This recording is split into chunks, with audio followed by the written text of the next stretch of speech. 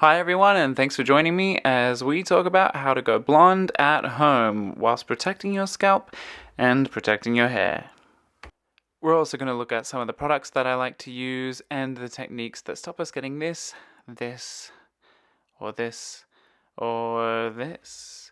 But before we get started, please make sure to like and subscribe our page. We do all sorts of fun stuff here, so make sure to check out our other videos. Also, never do this by yourself. Make sure you've got a professional there to help you. Andy Yip is a good mate of mine, and you can check him out on Instagram below. He is absolutely amazing. Alright, let's get started. Now, you might think this goes without saying, but make sure you don't wear any valuable clothes whilst you're bleaching your hair. Also, make sure to use scales to measure absolutely everything correctly. This is how you avoid scalp burn. So there's two main steps to going blonde. First is bleaching it. This is lifting all of the color out of the hair to our best ability. The second is toning, and this is where we deposit the desired color back into the hair. If your hair is as dark as mine is, sometimes one lifting process is not enough and you need to do two. Now, you could lift your hair twice in a row, one after the other. However, this is one of the big reasons why people's hair tends to look a little bit like cotton candy, because it's extremely distressing on the hair. It dries the hair out and it damages the bonds. So what I've chosen to do, because we're in coronavirus and we're isolating right now, I waited a whole week before lifting my hair for the second time. And you'll see what that looks like in a minute. Basically, the golden rule is hold off as long as you can to let your hair do a little bit of repairing. It's also much better for your scalp. Alright, so this is the result after the first lift, and you can see it looks nice and yellow. I like to call this Big Bird Blonde, and some people would leave their hair right here. Now you can see that where it's closer to my scalp, it's lighter, and that's because heat decreases the amount of time taken to bleach hair. However, our end goal here is to look like the inside of a banana from roots to tips. So during this week where I'm resting my hair, I'm going to make sure I use purple shampoo and conditioner. Do not go blonde without this.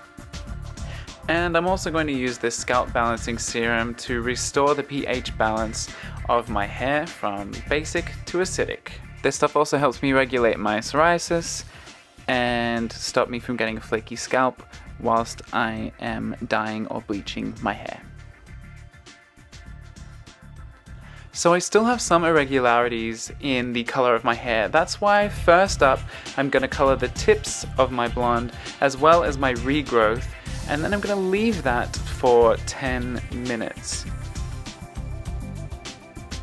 Fill up 10 minutes of your time however you feel necessary, like so.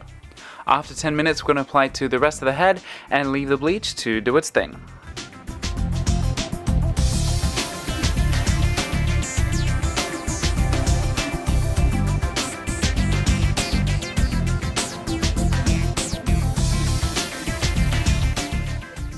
So even wet, you can see that the color's looking a lot better now, more like the inside of a banana rather than the outside, and a lot more even in tone. Before applying the toner, I'm going to make sure that my hair is completely bone dry. And here's just a close-up so that you can see what we're looking at. You can see I've gotten rid of the regrowth and a pretty even color all over. So now it's time to apply the toner.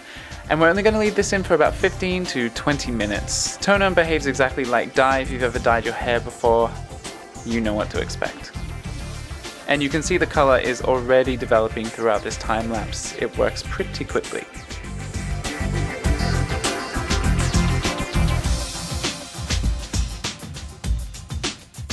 Alright, that's all finished. Time to wash it out and check out the final result. So my husband decided that this looks better in slow motion, and I guess I kind of agree. And actually the color with this wet look looked so cool that we stopped and took some photos right then and there.